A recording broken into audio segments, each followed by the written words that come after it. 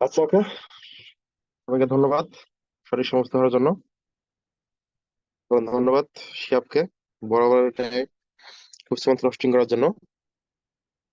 ইনশাল্লাহ খুব শীঘ্রই আমরা শিহাবকে ট্রেনিং এ দেখতে পাবো। সো শিহাব, আমার সবকিছু ক্লিয়ার, সাউন্ড এবং স্লাইড? জি বস, স্লাইড এবং সাউন্ড দুটি ক্লিয়ার, কন্টিনিউ প্লিজ। আচ্ছা, ওকে। আসসালামু আলাইকুম। আশা করি সবাই ভালো আছেন। আলহামদুলিল্লাহ, আমি অনেক ভালো আছি। তো আজকে গ্রুপ মিটিংটা লং টাইম হয়ে গেছে, এই জন্য একটু হালকা টায়ার্ড ছিলাম। তো যাক, খাওয়া দাওয়ার পর আলহামদুলিল্লাহ এখন ফুল এনার্জি। তো ইনশাল্লাহ আপনারা যারা এখানে আছেন, তারা আজকে এই ট্রেনিংটা, যারা শিহাব বলো যে উপভোগ যদি করতে পারেন, তাহলে এখান থেকে আশা করি আমি আপনি ভালো একটা সিদ্ধান্ত বলেন, বা একটা জীবন পরিবর্তনের জন্য বা জীবন উন্নত করার জন্য একটা ওয়ে পেয়ে যাবেন। ঠিক আছে? আমি 2019 সালে আমি ফরমাল লিঙ্ক প্রোডাক্টস আসছিলাম, হ্যাঁ, টুকটাক ইনকামের জন্য। যে বেশিরভাগ এখানে যারা জয়েন করছেন, পার্ট টাইম কিছু একটা করার জন্য, যে লেখার পাশাপাশি কিছু একটা করা দরকার, বা জবের পাশাপাশি একটা বাড়তি ইনকাম দরকার। এই উদ্দেশ্য নিয়ে কিন্তু বেশিরভাগ লোক এখানে ফরওয়ার্ডের কাজ শুরু করেন, বা ফরওয়ার্ডটাকে জানতেছেন। তো আমারও কিন্তু সেম সেই একই উদ্দেশ্য ছিল। তো তখন আমি এ, দেখা যাচ্ছে অনেকগুলো ট্রেনিং করছিলাম, কিন্তু ওইভাবে কি আমি সিদ্ধান্ত নিতে পারিনি। কিন্তু এই ট্রেনিংটা করার পর থেকে আমি 2019 সালের হলো নভেম্বর মাসে এই ট্রেনিংটা আমি সিদ্ধান্ত নিই। করার পর আমি সিদ্ধান্ত নিই, নেওয়ার পরে সেখান থেকে আজকে আল্লাহর রহমতে এই যে থিঙ্ক অ্যান্ড গ্রো রিচ যে টপিকটা, চিন্তা করুন এবং ধনী হন। যে ধনী হতে হলে আপনাকে কি করতে হবে? চিন্তা ধনী হতে হবে। এই তখন থেকে আমার চিন্তা ভাবনা কি, মানে ধনী হওয়ার চিন্তা ভাবনায় পরিণত হয়েছিল। তখন আমার ওই যে লেখাপড়া করব, হ্যাঁ, জব করব, একটা সরকারি জব করব, 20, 30, 40 হাজার বা 50,000 টাকা ইনকাম আসবে, এতটুকু সীমাবদ্ধ থাকবো।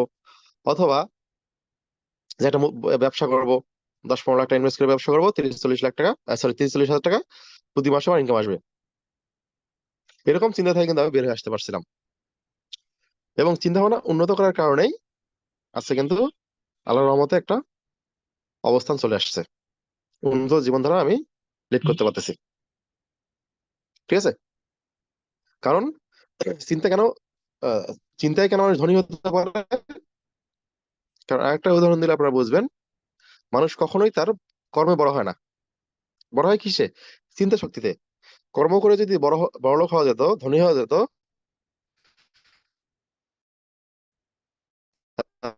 এতদিন রিক্সাওয়ালা শ্রমিকরা কোটিপতি হয়ে যেত।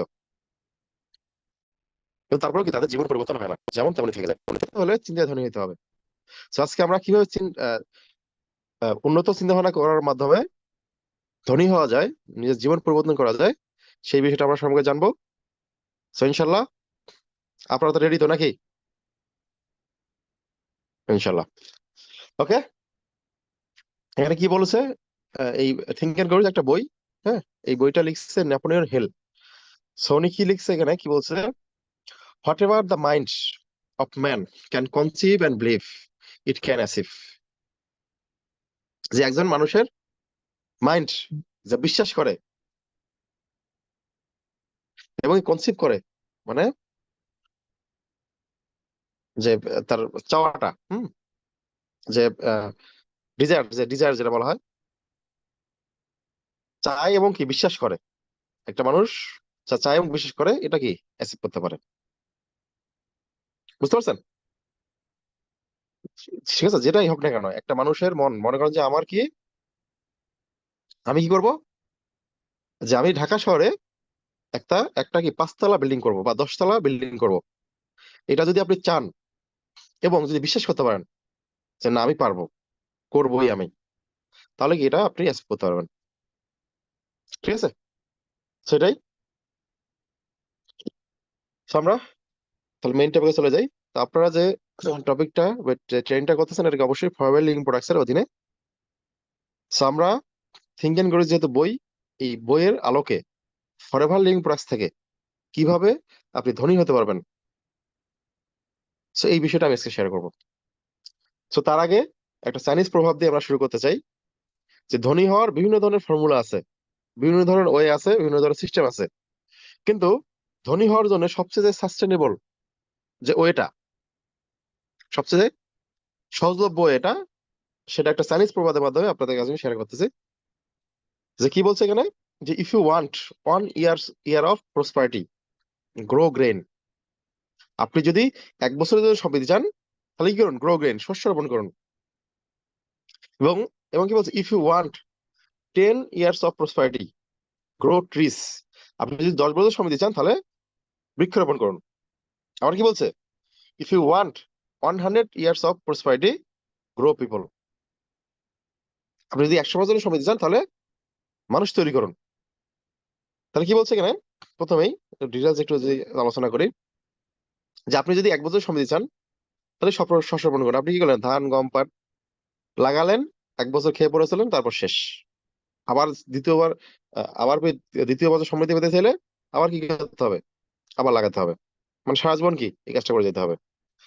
এবং কি, if you want 10 years of, আপনি যদি 10 বছরের জন্য সময় দেন, তাহলে আপনাকে কি করতে হবে? গ্রো ট্রিস, আপনাকে শস্য সরি বৃক্ষরোপণ করতে হবে। বৃক্ষরোপণ করলে কি হবে? আপনি একটা আম গাছ, লিচু গাছ, কাঁঠাল গাছ 3-4 বছর যত্ন করে বড় করলেন। যখন সে বড় হয়ে যাবে, তখন কি আপনাকে সে ফল দিবে, এবং কি আপনার কিন্তু আর কোনো কাজ করতে হবে না। 10 বছরের জন্য আপনি সেই ফল খেয়ে বিক্রি করে আপনি সমৃদ্ধি পেতে পারবেন। এবং বলা হয়েছে ইফ ইউ ওয়ান্ট 100 ইয়ার্স, আপনি যদি 10 বছরের জন্য সমৃদ্ধি চান, তাহলে অবশ্যই আপনাকে কি করতে হবে? গ্রো পিপল, মানুষ তৈরি করতে হবে। হ্যাঁ, মানুষকে জন্ম দিতে হবে, এবং মানুষকে মানব সম্পদে রূপান্তর করতে হবে। আর এই কারণে, ঠিক আছে, মানুষকে মানব সম্পদে রূপান্তর করার জন্য চাইনিজরা কি করছিল, যে 8-10 বছর ভার্সিটি অফ করে দিয়েছিল, শুধুমাত্র কি কারিগরি শিক্ষা শিক্ষিত করছিল মানুষকে, যেন মানুষকে মানব সম্পদে রূপান্তর করা যায়। সেখান থেকে কিন্তু চাইনিজ আছে কোথায় গেছে দেখেন, নাম্বার 2 পজিশনে চলে আসছে ওয়ার্ল্ড এর মধ্যে। তারা কি করছে? মানুষকে মানব সম্পদে রূপান্তর করছে। দেখেন বাংলাদেশে যারা মানুষ আছে, তারা কি বলা হয়, যে বোঝা বলা হয়, ঠিক না? মানুষ, বাংলাদেশের মানুষ কিন্তু অতিরিক্ত মানুষ, সেটা কি বোঝা, সম্পদ না কিন্তু। কিন্তু অন্যান্য দেশে কি হয়, যে অন্যান্য দেশের যেগুলো উন্নত দেশ আছে, কারণ উন্নত দেশে যারা আছে, মেয়েরাও তো সব উন্নত, তারা কখনোই কি বেবি নিতে চায় না, নিলে কি সর্বোচ্চ একটা, ঠিক না? তো আহ, সেখান থেকে কি করে ওই দেশের সরকার, তখন টেনশনে পড়ে যায়, যে যদি একটা সন্তান যদি না হয়, একটা যদি মানুষ তৈরি যদি না হয়, তাহলে কি হবে? আমার দেশে একটা ইঞ্জিনিয়ার তৈরি হচ্ছে না, আমার দেশে একটা ডক্টর তৈরি হচ্ছে না, আমার দেশের একটা বিজ্ঞানী তৈরি হচ্ছে না। সেই কারণে ওই দেশের সরকারটা কি করতেছে, যেরকম দেখবেন উন্নত দেশগুলা, যে সন্তান জন্মদানের জন্য তাদের ভাতা দেওয়া হয়, ঠিক আছে, তাদের লেখাপড়ার খরচ। এমনকি একটা কি যেন দেখলাম সেদিন, যে যদি আহ, বাচ্চা যে একটা জন্ম দিলে, ওদেরকে একটা মানে প্রাইভেট কার, ওরকম প্রাইভেট কার পর্যন্ত দিয়ে দেওয়া হয়, তো যাতায়াতের জন্য, বা স্কুল কলেজ তো ফ্রি আছেই। বুঝতে পারছেন? তারা কি টেনশনে পড়ে যায় যদি সন্তান না হয়। আর বাংলাদেশে কি হয়, দুটি সন্তানের বেশি নয়, একটি হলে ভালো হয়। এই স্লোগান কিন্তু আমাদের সরকার শোনায়। কেন? ভাই জন্ম হোক, সমস্যা নাই তো কোনো। কি করতে হবে? এটাকে মানব সম্পদে রূপান্তর করতে হবে। আমরা সেটা করতে পারি না, কর্মসংস্থানের অভাবে এটা কিন্তু করতেছে। তাহলে আচ্ছা, ফরমালিং পড়াচ্ছে, আমরা কি করতেছি? মানুষকে মানব সম্পদে রূপান্তর করতেছি। এই যে এখানে আপনারা যারা অডিয়েন্সে জয়েন করছেন, হয়তো বাকি 8-10 জন বাদে সবাই কি আমার সম্পদ। একসময় আমি থাকবো না, কিন্তু আমার সন্তানদেরকে, ঠিক আছে, আপনাদের কাছ থেকে একটা কমিশন কিন্তু সিস্টেমে চলে আসবে। বুঝতে পারছেন? সেই নেটওয়ার্ক মার্কেটিং মানুষকে কি করতে পারে? সম্পদে রূপান্তর করতে পারে। সো ধনী হওয়ার উপায় কি? আপনি কি করতে হবে? মানুষকে মানব সম্পদে রূপান্তর করতে হবে। আপনি আরেকটা, আমি কথা যেটা বলি, যে আপনি কখনোই ধনী হতে পারবেন না, আপনি কখনোই ধনী সম্পদশালী হতে পারবেন না, যতক্ষণ না আপনি কাউকে কাউকে দিয়ে কাজ করাবেন, কাউকে আপনি সম্পদ হিসেবে তৈরি করবেন, যে কাজ করবে তার জন্য, বা কাজ আপনার জন্য কাজ করবে, অথবা কি তার জন্য কাজ করবে, সিস্টেম বেনিফিট আপনি পেয়ে যাবেন। ঠিক আছে? ওকে। স্যার বইটা সম্পর্কে একটু লিখি, পড়ি কিভাবে বইটা লেখা হলো। সো এই বইটা রিসার্চ করে নেপোলিয়ন হিল 1908 সাল থেকে 1928 সাল পর্যন্ত। ঠিক আছে, এই 20 বছর 500 500 দেখা গেছে ওই আমেরিকান 500 ধনী ব্যক্তিদের নিয়ে এটি তিনি গবেষণা করে। গবেষণা করার পর 1937 সালে বইটা প্রকাশিত হয়। তাহলে দেখেন আজ থেকে কত বছর আগে, 1908 সালে মানুষ ধনী কিভাবে হওয়া যায় এই ধনী হওয়ার চিন্তা ভাবনা করছিল, এই নিয়ে কি বইও লিখছে। আর আজকে আমরা 2023 সাল, 115 বছর, 115 বছর পরে এসেও আমরা ধনী হওয়ার চিন্তা ভাবনা করি না, বা ধনী হওয়ার চিন্তা ভাবনা করতে পারি না, যে আমি ডাল ভাত খাই সন্তুষ্ট, যা দিচ্ছে আলহামদুলিল্লাহ। ঠিক আছে, এখন যে বলে যে আমি ডাল ভাত খেয়ে সন্তুষ্ট, আমাদের একজন সিনিয়র ম্যানেজার আছে, উনি বলে যে সে হলো সবচেয়ে বড় টাউট। কেন? এখন তাকে যদি মাছ মাংস দেওয়া হয়, সে কি খাবে না? অবশ্যই কিন্তু খাবে। সেই যে ভাই নেতিবাচক চিন্তা ভাবনা করে নিজেও কি কিছু করতে পারি না, কাউকে আমরা কোনো কিছু করতে দেয় না, আজকে 115 বছর পরে এসেও। তাহলে ভাই ধনী হইতে হলে, আপনারা যদি ধনী হতে চান তাহলে কি ধনী হওয়ার চিন্তা ভাবনা করতে হবে। তারা আপনারা কি ধনী হতে চান? তো যারা ধনী হতে চায়, তারা কিন্তু ফরাবর্ড ইউনিভার্সে কাজ করে, যাদের তেমন কোনো অপরচুনিটি প্রতিভা নাই। ঠিক আছে, এবং এপিজে আবুল কালাম আজাদ কি বলে, যে আপনি গরিব হয়ে জন্ম নিয়েছেন এটা আপনার দোষ না, আপনি গরিব হয়ে মৃত্যুবরণ করবেন এটা কি আপনার দোষ, সম্পূর্ণ আপনার দোষ। So আপনি হয়তোবা গরিব হয়ে জন্ম নিতে পারেন, কিন্তু আপনি কি গরিব হয়ে জন্মাবেন, সরি, গরিব হয়ে মৃত্যুবরণ করবেন নাকি ধনী হয়ে মৃত্যুবরণ করবেন, সিদ্ধান্ত কি অবশ্যই আপনার। So এখন যখন এই বইটা যখন লেখা হয়েছিল 500 ধনী ব্যক্তি নিয়ে 20 বছর গবেষণা করে, তখন সাংবাদিকরা যে অবাক হয়ে গেছিল যে আসলে ব্যাপার কি, যে বইটা লিখলেন আসলে এটার মূল প্রতিপাদ্য কি বইটার। বা অনেকে দেখা গেছে যে ধনী সারা জীবন ধনী থেকে যাচ্ছে, অনেক ধনী এবার গরিব হয়ে যাচ্ছে। হ্যাঁ, যেমন আমাদের এলাকায় আছে 100 বিঘা জমি মালিক ছিল, এখন তার কি, তার সন্তানেরা বা নাতিপুতিরা মানুষের বাড়িতে কামলা খাটতেছে। আসলে তার আবার ফির দেখা গেছে অনেক গরিব, হ্যাঁ, মানুষের বাড়িতে কাজ করে খাইতে, কামলা ছিল, কামলা থেকে আছে কি, সে দেখা গেছে 100 বিঘা জমি মালিক হয়ে গেছে। আসলে ব্যাপার কি, অনেক গরিব আবার ধনী হয়ে যাচ্ছে। তখন উনি বলছে যে principle for success are universal and same for everyone, যে সাকসেসের সূত্রটা বা বা সাকসেসের যে প্রতিপাদ্যরা সবার জন্য কি সেম, সবার জন্য একই, কারোর জন্য কম বেশি না। যদি আসলে আপনি ধনী হতে চান, জীবন পরিবর্তন করতে চান, আপনার জীবন উন্নত করতে চান, আপনাকে চিন্তায় ধনী হতে হবে, আর কিছু না। ঠিক আছে, চিন্তায় আপনার সবকিছু। ঠিক আছে, আপনি এখানে যারা অনেকেই আছেন যে আপনারা হয়তো এখন অনেকে চিন্তা করতেছেন, কিন্তু এই যে আপনি যে 50,000 টাকা মাসে ইনকাম করবেন, এটা কোনোদিন আপনার ভাবনায়ও আসে নাই। বা আপনি মাসে 1 লাখ টাকা ইনকাম করবেন, 50,000 টাকা আসলেও 1 লাখ টাকা ইনকাম করবেন, এটা অনেকের ভাবনায় আসে নাই, চিন্তায় আসে নাই। ঠিক আছে, তাহলে আপনাকে ওই চিন্তা করতে হবে। এখন চিন্তা করলেও তো হবে না, শুধু চিন্তা করলেই কি হবে না, প্ল্যাটফর্ম লাগবে, সেই অনুযায়ী কাজ করতে হবে, তাহলে কিন্তু হবে। So আমরা দেখি প্ল্যাটফর্ম আমাদের আছে কিনা। ওকে, তো আমরা যেহেতু ধনী হব, আর্থিক চিন্তা ভাবনা করতেছি, তাহলে প্ল্যানিং করতে হবে। সত্যি হ্যাঁ, কত 28,000 ডে। ঠিক আছে, average number of days A personal life, আমি ধরলাম কি একটা মানুষ 28,000 দিন বেঁচে থাকতে পারে।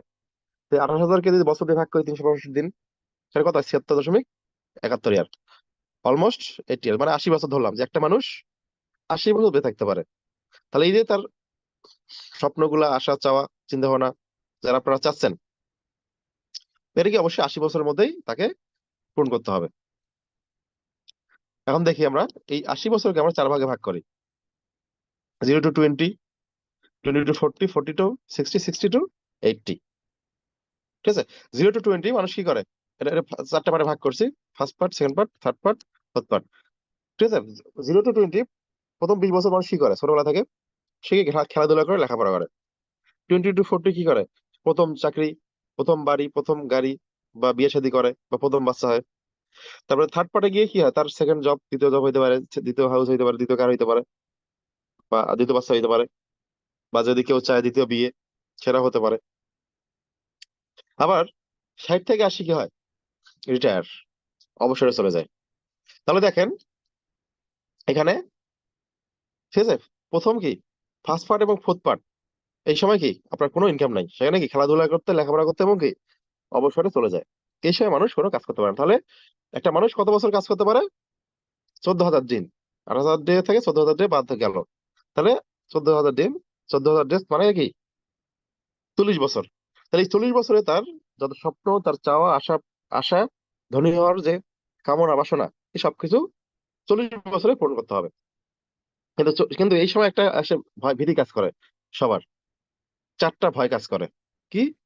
যে what if I can not work to 60, আমি যদি, কারণ একটা মানুষ কি 20 বছর থেকে 60 বছর কাজ করতে পারে। তাহলে আমি যদি 60 বছর যদি আমি কাজ না করতে পারি, কারণ কোনো অ্যাক্সিডেন্ট হইতে পারে, দুর্ঘটনা ঘটে যেতে পারে, বা আমার অনেকে জব পেতে পেতে 30 বছর লেগে যায়, বা অনেকে দেখা যায় 50 বছর বয়সেই রিটায়ার হয়ে যায়, যদি আমি করতে না পারি। আবার একটা ভয় কি, what if I don't reach 60, আমি যদি 60 বছর পর্যন্ত না বাঁচি, মৃত্যু যে কোনো সময় হতেই পারে। How much is enough for retirement, ঠিক আছে, আমার কি কতটুকু, আমার কতটুকু সময় বা কতটুকু ইনকাম আমার জন্য যথেষ্ট অবসরের জন্য, বা আমি যে ইনকামটা করতেছি এটা কি আমার রিটায়ারমেন্টের জন্য আসলে যথেষ্ট কিনা। Can I ensure that my children start life with the right foundation, এবং আপনি কি ইনশিওর, আপনি নিশ্চিত যে, আমি কি নিশ্চিত যে আমার সন্তানেরা একটা রাইট ফাউন্ডেশন নিয়ে তার জীবন বা চালানোর মতো মানে উপায় খুঁজে পেয়েছে, বা রাইট ফাউন্ডেশনে তারা আছে?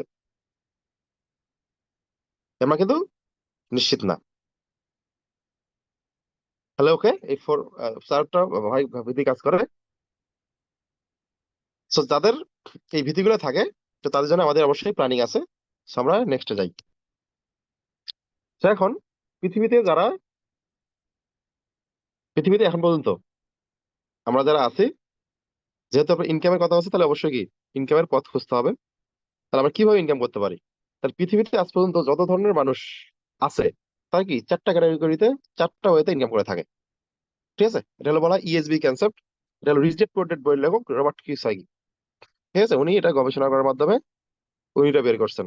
ঠিক আছে, ইএসবিআই, হ্যাঁ, একটা বই আছে এরকম রিচ ড্যাড পুয়ার ড্যাড, সেখান থেকে নেওয়া এটা। So উনি কি বলতেছে যে কি পৃথিবীতে মানুষ চারটা ওয়েতে ইনকাম করে থাকে। নাম্বার ওয়ান কি এমপ্লয়ি। এমপ্লয়ি কি চাকরিজীবী, আপনার কি একটা জব আছে, আপনি কার অধীনে কি চাকরি করতেছেন, আপনি 30 দিন যাচ্ছেন অফিসে, 30 দিন পর বেতন পাচ্ছেন। ঠিক আছে, এইভাবে কি আপনার সারা জীবন করে যেতে হচ্ছে। তারপরে সেলফ এমপ্লয়েড, যারা দেখা যাচ্ছে নিজে নিজে, ঠিক আছে, নিজে নিজের বস, নিজে নিজে জব করে, যেমন একজন মুদির দোকানদার, একজন ডক্টর, একজন উকিল, তার চেম্বার থাকে, চেম্বারে বসতেছে, মন চাইলো সে চেম্বারে খুললো, মন চাইলো সে দোকান খুললো, নয়তো নাই। ফ্রিল্যান্সার, হ্যাঁ, মন চাইলো সে কাজ করলো রাজ্যগুলো, নয়তো নাই। ঠিক আছে, নিজস্ব আর কি একটা জব, নিজের নিজের নিজের কাজ করে, হ্যাঁ, কারো অধীনে থাকতে থাকতে হচ্ছে না। এবং বিজনেস ওনার, আবার ঠিক আছে, থার্ড নাম্বার কি বিজনেস ওনার, সে কি করতেছে, ইউ ওন সিস্টেম, মানে কি সে একজন মালিক। ঠিক আছে, এই যে যারা নাম্বার ওয়ান ক্যাটাগরিতে যারা আছে এমপ্লয়ি, তারা কি করে, এই বিজনেস ওনার জন্য কাজ করে। বিজনেস ওনার কি করে করতেছে, সে কিছু লোকের কাজ করার সুযোগ করে দিচ্ছে, নিয়োগ দিচ্ছে, তাদেরকে 20,000 টাকা দিচ্ছে, তাদের মাধ্যমে সে 1 লাখ টাকা ইনকাম করে নিচ্ছে। ঠিক আছে, বিজনেস ওনার, সেটা কি সিস্টেমের মালিক, সিস্টেম ক্রিয়েট করে ফেলছে, একটা ফ্যাক্টরি তৈরি করে ফেলছে। তার তার কি এমপ্লয়িরা কাজ করতেছে, কর্মচারীরা কাজ করতেছে, কর্মকর্তারা কাজ করতেছে, সে কি বসে বসে ইনকাম পাচ্ছে। এরপরে কি যারা ইনভেস্টর, তারা কি মানি ওয়ার্কস ফর ইউ, মানে কি এটা অলস মানি। সে কি করে, বিভিন্ন জায়গায় শেয়ার বাজার হোক বা কোনো ব্যাংকে, তার অনেক টাকা আছে, কোটি কোটি টাকা, সে ইনভেস্ট করে রেখে দিচ্ছে। তো কোনো একটা প্রজেক্ট হচ্ছে, প্রকল্প হচ্ছে, সেখানে দিয়ে দিচ্ছে, তা কি তা কাজ, সেখানে কাজ চলতেছে, সে লাভবান হলে সেখান থেকে একটা কমিশন দিয়ে দিচ্ছে। ঠিক আছে, সেটা হলো বিষয়। তো এমপ্লয়ি এবং সেলফ এমপ্লয়ি, এটা হলো কি এ ক্যাটাগরি। আর বিজনেস ওনার আর ইনভেস্টর, এটা কি ধরলাম কি বি ক্যাটাগরি। ঠিক আছে, ই এবং এস। এই সময় কি করে দেখেন, এমপ্লয়ি এবং সেলফ এমপ্লয়ি এদের সুবিধা কি দেখেন। ইন্ডিভিজুয়াল এফোর্ট, এদের কি হচ্ছে ইন্ডিভিজুয়াল মানে নিজে নিজে নিজের কাজ করতে হচ্ছে। এখানে কিন্তু কেউ কারো এখানে কি যতক্ষণ সে কাজ করবে ততক্ষণ তার ইনকাম, কাজ করা বন্ধ, ইনকাম বন্ধ। এবং কি সে অ্যাক্টিভ ইনকাম করতেছে, অস্থায়ী ইনকাম। সে 30 দিন জব করতেছে, জব শেষে এরা বেতন পাচ্ছে। এখন এই এমপ্লয়ি এবং সেলফ এমপ্লয়ি যদি কোনো কারণে তার দোকান বন্ধ থাকে, যদি অফিসে যদি না যায়, বা 20 বছর জব করলো, 20 বছর দোকানদারি করতেছে, 20 বছর পরে যদি সে দোকান না খোলে, 20 বছর পরে যদি অফিসে না যায়, তাহলে তার কি কোনো ইনকাম আসবে না। ঠিক আছে, জাস্ট সিঙ্গেল ইনকাম, সারা জীবন কি কাজ করে যাইতে হচ্ছে। এবং কি টাইম মানি, যতটুকু সময় দিবে ততটুকুতে ইনকাম করতে পারতেছে, সময় দেওয়া বন্ধ, তার ইনকাম বন্ধ। এরপর লিমিটেড ইনকাম, তারা কি চাইলেই আনলিমিটেড ইনকাম করার সুযোগ নাই, লিমিটেড একটা ইনকাম থাকতেছে, যে একটা কি নির্ধারিত, যে এর মধ্যে কি সে সীমাবদ্ধ, এর বাইরে সে যেতে পারতেছে না। ওকে, এরপরে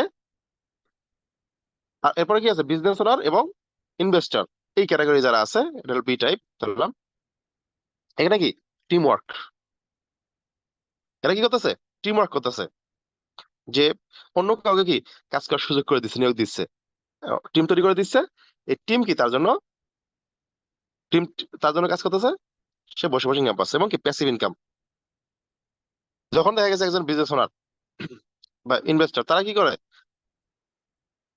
তাদের কিন্তু প্রতিদিন কাজ করতে হচ্ছে না, যারা এমপ্লয়ি আছে তাদের মতো।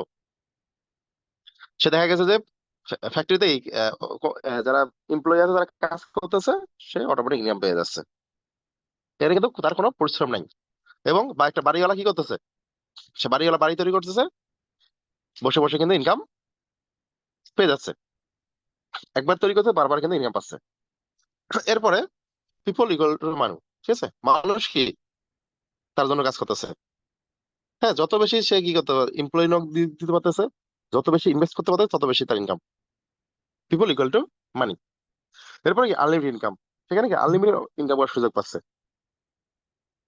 কারণ যত বেশি একজন বিজনেস ওনার, বিজনেস এর মালিক, সে যত বেশি কি প্রোডাক্ট উৎপাদন করতে পারতেছে, যত বেশি সেল করতে পারতেছে, তত বেশি তার ইনকাম।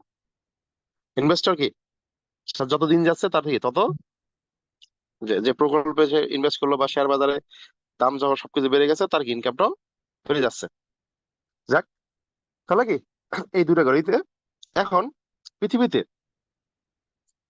ঠিক আছে, পৃথিবীতে যত সম্পদ আছে, হ্যাঁ সরি, পৃথিবীতে এখন কি এই যে ইএস ক্যাটাগরি, মানে এই ক্যাটাগরিতে 95% পপুলেশন, মানে 95% পপুলেশন, এবং ই এবং এস ক্যাটাগরিতে, এমপ্লয়ি এবং সেলফ এমপ্লয়েড ক্যাটাগরিতে। এবং তাদের কাছে সম্পদ কত, পৃথিবীতে যত সম্পদ আছে তার মধ্যে মাত্র 5% সম্পদ, 95% লোকের কাছে মাত্র 5% সম্পদ। আর বিজনেস ওনার ইনভেস্টর বা বি ক্যাটাগরিতে কি আছে, পপুলেশন, মানুষ, লোক লোক সংখ্যা কত, মাত্র 5 জন, 5%। এবং 95% সম্পদ তাদের কাছে, পৃথিবীতে যত সম্পদ আছে তার মধ্যে 95% সম্পদ তাদের কাছে, মাত্র 5% লোকের কাছে 95% সম্পদ। বুঝতে পারছেন? তাহলে এখন অবশ্যই কোনটা কোনটা বেশি ভালো লাগতেছে, কোন জায়গায় ইনকাম বেশি, কোন জায়গায়, বা ধনী যে আপনার হওয়া চিন্তা করতেছেন, ধনী হতে হলে কি হতে হবে, অবশ্যই আপনাকে হয়তো হয় বিজনেস ওনার হতে হবে, অথবা আপনাকে ইনভেস্টর হতে হবে। বিজনেস ওনার হওয়ার জন্য, ইনভেস্টর হওয়ার জন্য যে কোটি টাকা ইনভেস্ট করতে হবে, and এই টাকায় কি আপনার কাছে আছে? কিন্তু আপনাদের মন চায় কিনা, যে আমিও যদি এরকম যাইতাম, প্যাসিভ ইনকাম পাইতাম, হ্যাঁ, সেই মানুষ আমার জন্য কাজ করতো, মানুষের কাছ থেকে আমি টাকা পাইতাম, তাহলে কেমন হইতো, ভালো হইতো কিনা? And আপনাদের মন চায় কিনা যে এই ক্যাটাগরি থেকে বের করে যাইতে, মন চায় কিনা এইখান থেকে এই ক্যাটাগরিতে আসতে, যে আমিও যদি বিজনেস ওনার হইতে পারতাম? কিন্তু এটাতে তো টাকা দরকার, টাকা তো নাই। তাহলে এখন উপায় কি? এই তাদের জন্য একটা ক্যাটাগরি আছে, একটা ওয়ে আছে, এটা আমি শেয়ার করতেছি। ঠিক আছে, তাদের জন্য সেটা হলো কি, যে ওয়েটা আছে, আপনিও এখানে বিজনেস ওনার হতে পারবেন। কিসের মাধ্যমে? নেটওয়ার্ক মার্কেটিং এর মাধ্যমে। ঠিক আছে, নেটওয়ার্ক মার্কেটিং সবাই একটু আমরা জানি, যে network marketing the greatest opportunity in the history of the world. পৃথিবীর ইতিহাসে আজ পর্যন্ত যত ধরনের অপরচুনিটি আসছে, তার মধ্যে গ্রেটেস্ট অপরচুনিটি নেটওয়ার্ক মার্কেটিং। এর উপরে পৃথিবীতে কোনো অপরচুনিটি আসে না। এটা কি আমার কথা না, কিন্তু এটা কি বলছে John Callens, the greatest opportunity in the history of the world. উনি পৃথিবীর যত অপরচুনিটি আছে, এই অপরচুনিটি সে নিয়ে গবেষণা করছে। গবেষণা করার পর উনি এই বইটা লিখছে। এই বইটা যদি আপনি পড়েন, পড়ার পর আপনার অনুভূতি হবে কেমন জানেন? দেখা গেছে যে আপনি রাতে কি ঘুমের মধ্যে একটা স্বপ্ন দেখলেন যে আপনার, ঠিক আছে, বাসার পাশে কিছুটা দূরে গিয়ে একটা নর্দমা আছে। এই নর্দমার নিচে কি খুঁড়ে খুললে কি ওখানে আপনি সেই আপনার সম্রাট শাহজাহানের যুগের স্বর্ণ মুদ্রা পাবেন। So আপনি স্বপ্ন দেখলেন, দেখে যেহেতু আসছে, ঠিক আছে, আপনি এবং সেখানে গেলেন, গিয়ে খুললেন, খুঁড়ে আপনি আসলে কি স্বর্ণ মুদ্রা পাইলেন। তাহলে বলেন ফিলিংসটা কেমন হবে আপনার? এই বইটা যদি আপনি পড়েন, আপনার ফিলিংসটা হবে এরকম। এবার আপনার চিন্তা ভাবনা কি সব উল্টে যাবে। তাই আমি কি এতদিন কি চিন্তা করেছিলাম আর আমি কি দেখতেছি, কি ভাবতেছি। ঠিক আছে, নেটওয়ার্ক মার্কেটিং। আমরা একটু এই নেটওয়ার্ক মার্কেটিং সম্পর্কে আমরা একটু হালকা জানি, হিস্ট্রি অফ নেটওয়ার্ক মার্কেটিং। তো নেটওয়ার্ক মার্কেটিং অনেক ধরনের আপনার মতবাদ আছে, বিভিন্ন ভাবে বলে। ঠিক আছে, তো যতটুকু যেভাবে আর কি নেটওয়ার্ক মার্কেটিংটা আসছে, এটা আমি শেয়ার করতেছি যখন থেকে কি মোটামুটি এই সিস্টেমটাই স্বীকৃতি পেয়ে এখন পর্যন্ত গোটা বিশ্বে চলতেছে। তো এই যে যে দেখতে পাচ্ছেন বাম পাশে, এনার নাম হলো কার্ল রেইনবো। উনি 1939 সালে উনি কি করে একটা ভিটামিন ট্যাবলেট আবিষ্কার করে। হম, উনি একজন বিজ্ঞানী। ভিটামিন ট্যাবলেট আবিষ্কার করার পর উনি এটা দেখা গেছে যে এমনিতে সাধারণ বাজারে দোকানে দোকানে দেয় নাই, বা কোনো ফার্মেসিতে দেয় নাই, বা কোনো ডিস্ট্রিবিউশনে দেয় নাই। সে কি করে, তার বোন আছে, তার বোনকে খাইতে দেয়, ইউজ করতে দেয়, দেখ কেমন ট্যাবলেটটা, ভিটামিন ট্যাবলেট, এই উপকারিতা, তুই খেয়ে দেখ দেখি কেমন লাগে। তো সে খাই, খাওয়ার পর হ্যাঁ সেও অনেক উপকারিতা পায়, তার এনার্জি ফিল হয়। তখন তার বোনকে সে বলে যে তুমি কি করো, তো এটা কি করো, তুমি যদি এটা সেল করতে পারো তোমার আশেপাশে কারো কাছে, তাহলে সেখান থেকে একটা কমিশন আমি তোমাকে দিয়ে দেবো। সে শেয়ার করে, সেল করে। এভাবে কি সেও বলে যে তুমি যদি সেল করতে পারো তোমার থেকে ইনকাম একটা দিয়ে দেবো। এইভাবে হতে হতে দেখা গেছে পুরা কি আমেরিকায় কি এটা ধীরে ধীরে ছড়াতে থাকে। যখন ছড়িয়ে যায় তখন দেখা গেছে যে এটা দেখা গেছে এই যে যারা এমনি সাধারণ যারা ফার্মাসিস্ট, যারা অন্যান্য অন্যান্য কোম্পানি যেগুলো আছে ভিটামিন ট্যাবলেট যারা বিক্রি করে, দেখা গেছে যে ওদের থেকে এই ট্যাবলেটটা বেশি বিক্রি হচ্ছে, এবং মানুষ সেটা কিনতেছে কেন? কারণ আমি কি সারা জীবন কি আপনারা দেখেন ফার্মেসি থেকে ভিটামিন ট্যাবলেট কিনছেন, কিন্তু সেখান থেকে কোনো লাভবান পাইছেন, কোনো ইনকাম কি আসছে? না কিন্তু। তাহলে কিন্তু ফরমালিন, সরি, এই এই ভিটামিন ট্যাবলেট কি করতেছে সারা নিজে ইউজ করে বেনিফিট পাচ্ছে, আবার কি সেখান থেকে লাভও করতে পারতেছে, তাহলে অবশ্যই কি সেখানে এসে আসবে। তো এইভাবে কি হতে হতে দেখা গেছে যে 1958 সালে আমেরিকান পার্লামেন্টে এটা কি করা হয়, এটা আপনার দেখা গেছে মামলা দিয়ে দেয় যে কি সিস্টেম, কি একটা বিষয় এখানে আসছে। তো যখন মামলা দিয়ে দেয় তখনই এটা নিয়ে কি হয়, আমেরিকান পার্লামেন্টে যখন দেখা গেছে এটা জনপ্রিয়তা বেশি, এই সিস্টেমে সবাই চাচ্ছে এই সিস্টেমে বিজনেস করা যায়, ঠিক আছে, যখন ইন্টারনেট মার্কেটটা শুরু হয় আর কি, তখন তখন কি ওইখানে যে ভোটাভুটি হয়, হ্যাঁ হ্যাঁ, এখন কি ট্রেডিশনাল সিস্টেম থাকবে, যে সিস্টেম ছিল আগে থেকে হাজার বছর ধরে, নাকি ইন্টারনেট মার্কেটিং থাকবে। তো তখন অবশেষে হলো সত্য কি 1958 সালে এই নেটওয়ার্ক মার্কেটিং 3 ভোটের ব্যবধানে জিতে যায়, এবং সেই থেকে কিন্তু আমেরিকাতে স্বীকৃতি পেয়ে যায় নেটওয়ার্ক মার্কেটিং। হ্যাঁ, সেখান থেকে দেখবেন যে বেশিরভাগ কোম্পানিগুলো কিন্তু আমেরিকান, টপ লেভেল যেগুলো আছে, সেখান থেকেই কিন্তু ধীরে ধীরে ধীরে এটা গোটা বিশ্বে ছড়াই গেছে। কারণ বাঙালি আমরা এটা এই জিনিসটা এখনো জানি না, বুঝি না, বা বাংলাদেশে যে কোম্পানির হাত ধরে নেটওয়ার্ক মার্কেটিং আসছে, সেই কোম্পানি কি বাংলাদেশে ধোঁকাবাজি দিচ্ছে। এই জন্য আমরা মনে করি যে না, এটা আমরা ওই কোম্পানির মতো, এই কোম্পানির মতো। কিন্তু এটা কি একটা শিক্ষিত প্রাপ্ত একটা গ্রেটেস্ট অপরচুনিটি। ঠিক আছে, আপনি যদি রট কিছু আগে আপনি যদি গুগলে সার্চ দেন 21st সেঞ্চুরি বিজনেস, চলে আসবে কিন্তু নেটওয়ার্ক মার্কেটিং। ঠিক আছে, নেটওয়ার্ক মার্কেটিং আপনি আরো ভালোভাবে বুঝবেন যদি এই পার্থক্যটা আমি দেখাই। ট্রেডিশনাল যেটা বিজনেস, আর এটা নেটওয়ার্ক মার্কেটিং, এটা যদি এ করি তাহলে বুঝতে পারবেন যে ট্রেডিশনাল মার্কেটিং সিস্টেমে কি হয়, ফ্যাক্টরি একটা প্রোডাক্ট উৎপন্ন হয়ে গেছে ডিস্ট্রিবিউটার বা ডিলার কাছে যায়, তারপরে হোলসেলার পাইকারি বিক্রেতা, তারপরে রিটেলের খুচরা বিক্রেতা, তারপরে দেখা গেছে কাস্টমারের কাছে যাতে কাস্টমারের কাছে। এটা কি হাজার বছর ধরে চলে আসতেছে, আপনি একটা লাক্স সাবান, লাইফ বয়, ডাব সাবান এইভাবে পেয়ে যাচ্ছেন। কিন্তু নেটওয়ার্ক মার্কেটিং কি, ফ্যাক্টরিতে প্রোডাক্ট উৎপন্ন হয়, হয়ে সরাসরি কার কাছে যায়, কাস্টমারের কাছে। কার মাধ্যমে? আপনার মাধ্যমে এবং আপনার কি টিমের মাধ্যমে। বুঝতে পারছেন এখানে এটা পার্থক্য এখানেই। এখন দেখেন ফ্যাক্টরিতে একটা প্রোডাক্ট উৎপন্ন হয়, হওয়ার পর তার কি অ্যাড খরচ আছে, তার লাভ আছে, ধরলাম কি 100 টাকা। তার ডিস্ট্রিবিউটর কত টাকা আছে, 200 টাকায়, সেও লাভ করবে 100 টাকা। সে হোলসেলার কত 300 টাকায়, 100 লাভ করে 400, কত বা রিটেলার 400 টাকায়। এও যদি 100 লাভ করে তাহলে কত পাচ্ছে, কাস্টমার কাছে 500 টাকায়। এই যে 100 টাকার প্রোডাক্ট যে 500 টাকায় 500 টাকায় গেল, এখানে কি প্রোডাক্টের মান উন্নতি হয়েছে? না কিন্তু। দামটা কেন বাড়লো? মধ্যশক্তির ভোগের কারণে এবং কি এখানে হাত বদলের কারণে। এখন এই যে এরা কমিশন গুলা বা এই ইনকাম গুলা কেন তারা পাচ্ছে মাঝখানে মধ্যস্থিরা? কারণ তাদের মাধ্যমে কোম্পানি প্রোডাক্ট শেয়ার হচ্ছে, প্রমোট হচ্ছে, সেল হচ্ছে, এই জন্য কিন্তু তারা ইনকাম গুলো পাচ্ছে। তো আমাদের সিস্টেমে কি ফ্যাক্টরির প্রোডাক্ট উৎপন্ন হয় হয়ে সরাসরি কার কাছে যায়, কাস্টমারের কাছে চলে যাচ্ছে, 100 টাকার প্রোডাক্ট 500 টাকা যাচ্ছে। কিন্তু মাঝখানে যে যে মধ্যস্থিত ভোগীরা যেটা নিয়ে যাচ্ছে, এটা আপনার শেয়ারের কারণে আপনিও পাচ্ছেন, ঠিক আছে, টিমও পাচ্ছে। টিমও একা যদি সেল করেন একাই পাচ্ছেন, টিমের মাধ্যমে সেল হলে টিমও পাচ্ছে, আপনিও পাচ্ছেন। কেন 400 টাকা পাচ্ছেন? কারণ এখানে কি অ্যাডদাতাকে আপনি নিজেই, এখানে ডিস্ট্রিবিউটরকে আপনি নিজে, হোলসেলারকে আপনি নিজে, রিটেলারকে আপনি নিজেই। এখন আপনি যদি টেলিভিশন সিস্টেম বিজনেস করতে চান, আপনাকে কি করতে হবে? লক্ষ লক্ষ কোটি টাকা ইনভেস্ট করতে হবে। কারণ আমরা চাইলেই কি লক্ষ কোটি টাকা ইনভেস্ট করে বিজনেস করতে পারি? না কিন্তু। তো তাদের জন্য প্ল্যাটফর্ম যেখানে কি আপনি যারা সাধারণ মানুষরাও তারা বিজনেস করতে পারে। নেটওয়ার্ক মার্কেটিং কোম্পানিগুলো কি করতেছে, তারা প্রোডাক্ট নিয়ে আসা থেকে শুরু করে, হ্যাঁ, এক্সপোর্ট ইম্পোর্ট, লাইসেন্স থেকে শুরু করে যা কিছু সবকিছু ওরা করতেছে। রুম ভাড়া, ডেকোরেশন, হ্যাঁ, প্রোডাক্ট স্টোর বা প্রোডাক্টের যে কর্মচারী, সবকিছু তারা দিয়ে রাখতেছে। শুধুমাত্র আমরা কি করতেছি, প্রোডাক্টটা নিচ্ছি আর কি শেয়ারের মাধ্যমে সেল করতেছি। কিন্তু একাই বা শেয়ার সেল কত করা যাবে? এই জন্য কি আমরা টিম তৈরি করতেছি।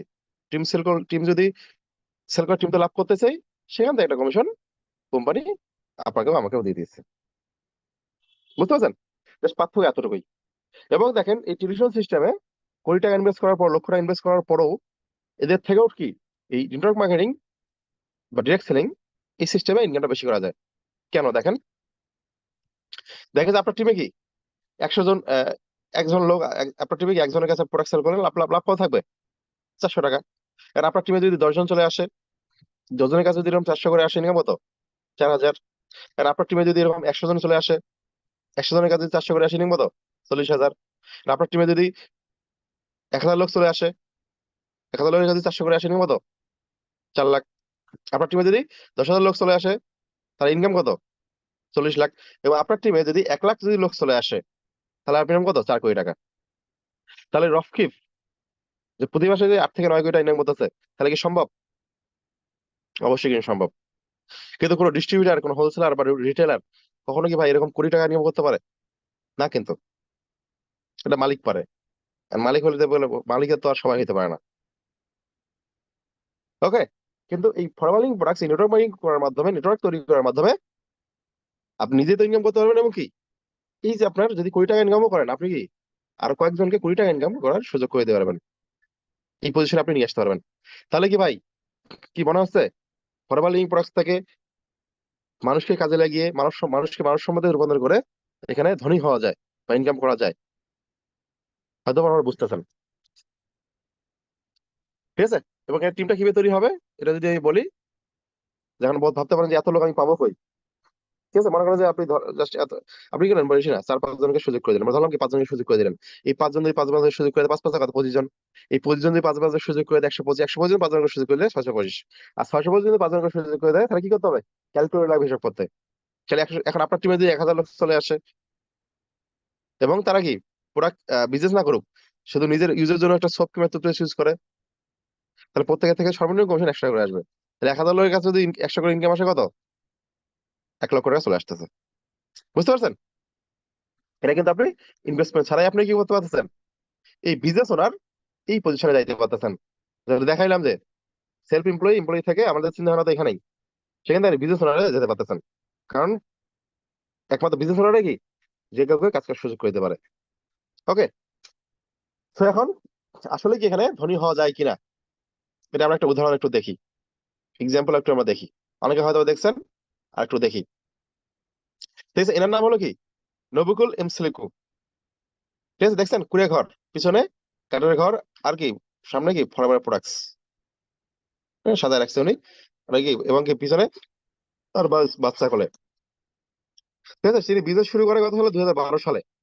পরিবার যখন প্রথম বিজনেস শুরু করে, তার প্রথম মাসে ইনকাম থাকে মাত্র 1794 টাকা। কিন্তু দেখেন তার অবস্থা এখন দেখেন, চেনা যায়? Can you compare? আপনি কি কি তুলনা করতে পারতেছেন? তুলনা কি করা যায়? দেখেন, অ্যাপলের ল্যাপটপ নিয়ে বসে আছে, ঠিক আছে। এমসিলিকো ফরএভার 2012 সালে শুরু করে এবং 2015 সালে, ঠিক আছে, 15 সালে মাত্র 3 বছর বিজনেস করে সে কি পায়? একটা চেয়ারম্যান চেক পায় 11,355। আমাদের কোম্পানির চেয়ারম্যানটা কি একটা হলো, আমাদের কোম্পানি এটা এক্সট্রা বোনাস দিয়ে থাকে ম্যানেজার হওয়ার পর। ঠিক আছে, 13 সালে ম্যানেজার হয় এবং 15 সালে চেয়ারম্যান চেক পায়। প্রথম চেয়ারম্যান কত? $11,355, মানে কি 11 লাখ প্লাস।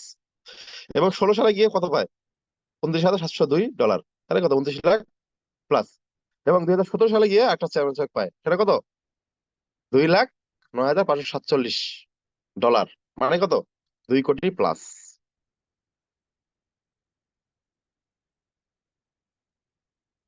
বুঝতে পারছেন? এটা আগে, এখনকার কি 100 100 টাকা করে হিসাব করলেও 2 কোটি প্লাস। এবং কি 2019 সালে, 2019 সালে চেয়ারম্যান চেক পায় কত?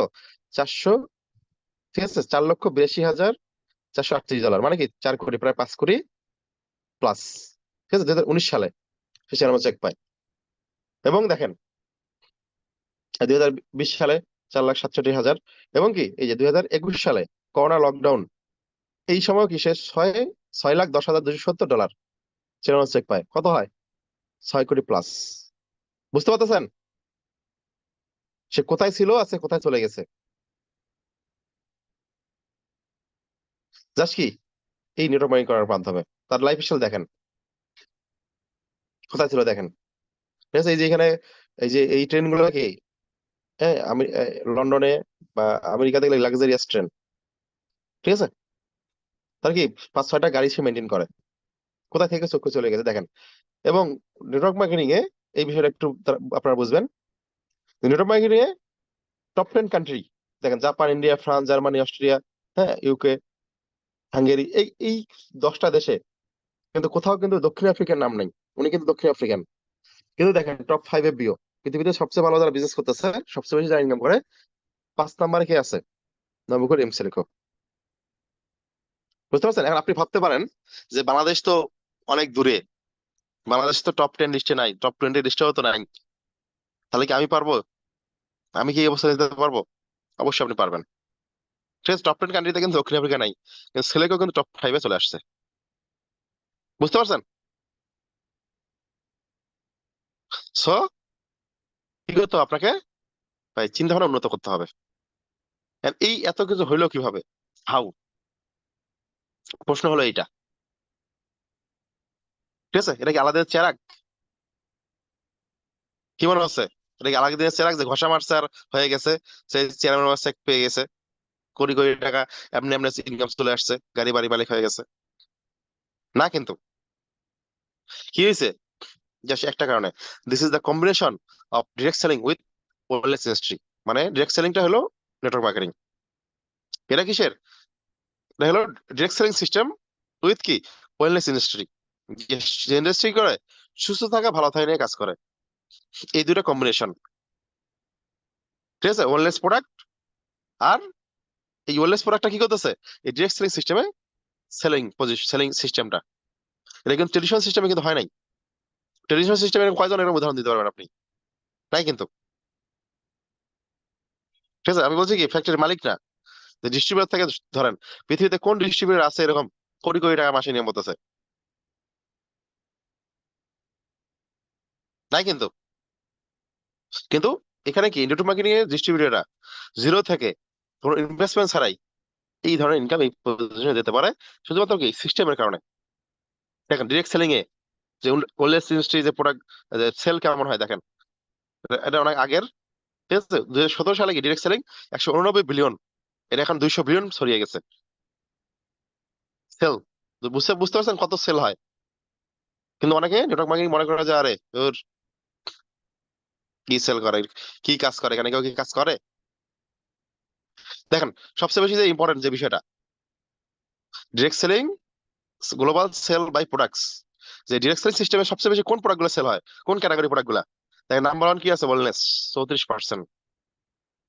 ঠিক আছে, আমাদের প্রোডাক্ট গুলা কি ওয়েলনেস প্রোডাক্ট কিন্তু। এবং কি cosmetics and personal product, personal care, আমাদের কি ভাই আছে? ওয়েলনেস কি, যেমন সুস্থ থাকার জন্য আমরা যেটা খাচ্ছি, হ্যাঁ, ARGI plus, lite ultra, Arctic Sea. এবং কি cosmetics and personal care, soap, tooth gel, deodorant, lotion কি আমাদের আছে? Body cream. এবং কি প্রোডাক্ট গুলো কি পৃথিবীতে নাম্বার ওয়ান। ঠিক আছে, হাউস হোল্ড গুড এবং হাউস হোল্ড গুডের জন্য এটাও কি আমাদের প্রোডাক্ট আছে, এমপিডি। ঠিক আছে, তো দেখেন, সবচেয়ে বেশি যে প্রোডাক্ট গুলো সেল হয়, সেই প্রোডাক্ট গুলো নিয়ে কিন্তু আজকে ফরমালিং প্রোডাক্ট কাজ করতেছে। এবং কি ওয়ার্ল্ডের বেস্ট প্রোডাক্ট, কিন্তু ওয়ার্ল্ডের বেস্ট সেল প্রোডাক্ট। এবং আরেকটা বিষয় দেখেন, অনেকে এখন ভাবতে পারেন, অনেক মেয়েরা, যে ছেলেরা, হ্যাঁ ছেলেরা করে, কাজ করে, করতে পারে, কিন্তু আমি কি পারবো? কাজ জন্য বলি যে এই নেটওয়ার্ক মার্কেটিং সিস্টেমে, ডিরেক্ট সেলিং সিস্টেমে 74% মেয়েরা সফল, আর মাত্র 26% ছেলেরা সফল। বাংলাদেশের প্রেক্ষাপটে একটু ভিন্ন, কারণ কারণ বাংলাদেশে মেয়েদের প্রাধান্য দেওয়া হয় না, কাজ করতেই দেওয়া হয় না, এটা হলো সমস্যা। কিন্তু এই সিস্টেমকে মেয়েরা এগিয়ে কেন? কারণ মেয়েরা ভাই এই কাজটা ছোটবেলা থেকে করে আসতেছে। ঠিক আছে, এদের রক্তে রক্তে এই কাজটা, শেয়ারিং, প্রমোটিং।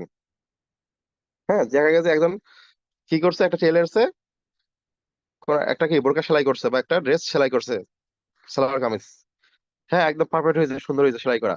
তার চাচি, মামা, খালা, ফুফু 10 কিলোমিটার, 20 কিলোমিটার, 50 কিলোমিটার, ঠিক আছে, 100 কিলোমিটার পর্যন্ত সবাই কি ওই টেলার্সে গিয়ে সেলাই করে। এখন একজনের মাধ্যমে কিন্তু হয়ে গেছে। এখন ওই ব্যক্তি কি, যে শেয়ার করলো যেখানে সেলাই করে টেলার্স মামা ভালো সেলাই করে, তার কোনো লাভ আছে না কিন্তু। এই কাজটা কি আমরা এখানে করবো, যে আমি কি একটা ফরএভার একটা ফেস ওয়াশ ইউজ করছি, বা একটা জেল ক্লিনজার ইউজ করছি, আমার স্কিন কি, ঠিক আছে, একদম নরম তুলতুলে হয়ে গেছে, বাচ্চাদের মতো, সেই সফট সফট হয়ে গেছে, আমার নিজের কাছে নিজে ধরতে ভালো লাগে। এই যে দেখেন, এটা যদি বলেন আপনার কোন বান্ধবী, কোন বোন, কোন চাচি মামি আছে, তারা চাবে না যে কই কি প্রোডাক্ট দেখি, আমরা দাও তো। আবার যদি ওরা একদিন ইউজ করান যে তুই একটু ইউজ করে দেখ, তাহলে কিন্তু অটোমেটিক প্রোডাক্ট কিন্তু সেল হবে। বুঝতে পারছেন? আর কি করছে আমাদের কাজ কি, আমরা যেহেতু বিজনেস ওনার, আমরা কি করব, প্রতিনিয়ত গিয়ে প্রোডাক্ট গুলো শেয়ার করবো, প্রমোট করবো, এবং কিপটামি করবো না, একটু ইউজ করাবো। কারণ আপনার কাছ থেকে আপনার বিজনেস শুরু হচ্ছে নতুন ভাবে। অন্যান্য কোম্পানি কি করে, দেখা গেছে যে লক্ষ লক্ষ কোটি টাকা কি করে প্রচার প্রচারণার জন্য গিফট দিয়ে দিয়ে সেল করে, একবারে কিন্তু দেয়, আর কি বারবার মানুষ নিতে থাকে। সো শুরুতে একটু কি আপনি কিছু প্রোডাক্ট কাউকে ইউজ করাইতে পারেন। আর আমি এখানে নিজে, ঠিক আছে, একদিন অফিসে কি করছিলাম, 5-6 জন ছিল, সবগুলো কি করছে, যাও সবটা দিয়ে মুখ ধুয়ে আসো, ধুয়ে এসে দেখে কি রে, সব চকচকা। পরে কি করছে, এই 5 জনের সব নিয়ে জয়েন করছে। ঠিক আছে, তো এটা করতে হবে, শেয়ার।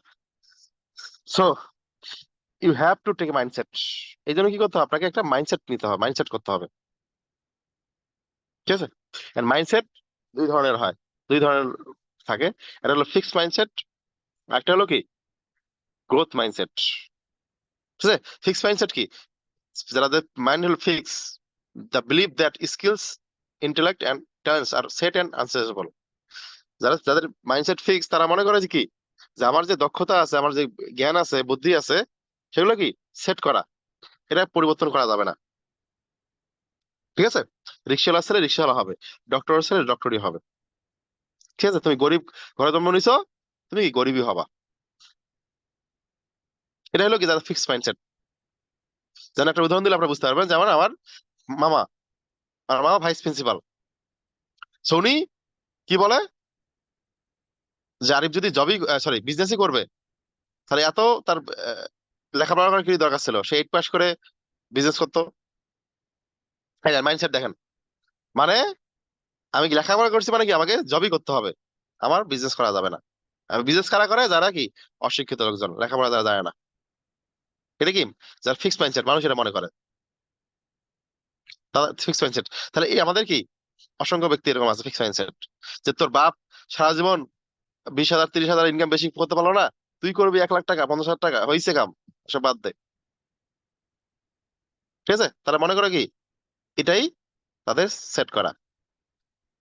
কিন্তু আবার কি অনেকেই আছে কি যারা গ্রোথ মাইন্ডসেট, তাদের তারা কি মনে করে, they believe that skills intellect and talent can be develop through practice and perseverance. যে তারা তারা বিশ্বাস করে কি, যে আমার যে দক্ষতা আছে, আমার যে জ্ঞান আছে, আমার যে যে বুদ্ধি আছে, এটা কি করতে পারি, এটা প্র্যাকটিসের মাধ্যমে আমি কি করতে পারি, আমি এটা পরিবর্তন করতে পারি, ডেভেলপ করতে পারি, উন্নত করতে পারি। So, আমি যে গরিব হয়েছি, আমার কি গরিব হয়ে গরিব হয়ে জন্ম নিয়েছি বলে আমি কি স্বপ্ন দেখতে পারবো না, আমি যে ধনী হইতে পারবো না, তারা কিন্তু এর চিন্তা করে না, যে না আমার দ্বারা সম্ভব, আমিও এখান থেকে সফল হতে পারবো। এবং যারা নেটওয়ার্ক মার্কেটিং এ আসে, যারা ফরএভারে আসে, যারা ডিরেক্টলি এই সিস্টেমে যারা আসে, প্রত্যেকে কি মাইন্ডসেট কিন্তু গ্রোথ মাইন্ডসেটে হয়ে কিন্তু তারা এখানে কাজ শুরু করে। আজকে যদি উদাহরণ যদি দেওয়া লাগে, যেমন সোহাগ সাগর, শিহাব, এরা কি, তাদের কিন্তু ফ্যামিলির কোনো ব্যাকগ্রাউন্ড কিছু নাই কিন্তু, ঠিক আছে, দিন আনে দিন খায়, এমন কিন্তু পজিশন। এবং কি তারা কি যখন 14 বছর 15 বছর বয়সে কি করে, মানুষ খেলাধুলা করে ঘুরে বেড়ায়, তারা কি করছে ওই সময় কাজকর্ম করে বেড়াইছে, যেটা কি কোনো কেউ চিন্তা করতে পারে নাই। যখন তারা ফরমাল লিভিং প্রসেসের অপরচুনিটি পায়, তারা কি এটা বিশ্বাস করে ফেলে যে আমার যে জ্ঞান আছে, দক্ষতা আছে, আমি করব, আমাকে যদি কেউ সাপোর্ট করে, তাহলে আমি এখান থেকে অবশ্যই আমি এরকম 50,000 1,00,000 টাকা ইনকাম করতে পারবো। সোহাগ সাগর যখন বলছিল ওর মা, যে বামন হয়ে চার দিকে হাত বাড়াতে মানা, তুই গরিব ভাই গরিবে থাকবি, তুই গার্মেন্টস জব কর, 20,000 25,000 যা আসে এখান থেকে ইনকাম করে চলে যাবে।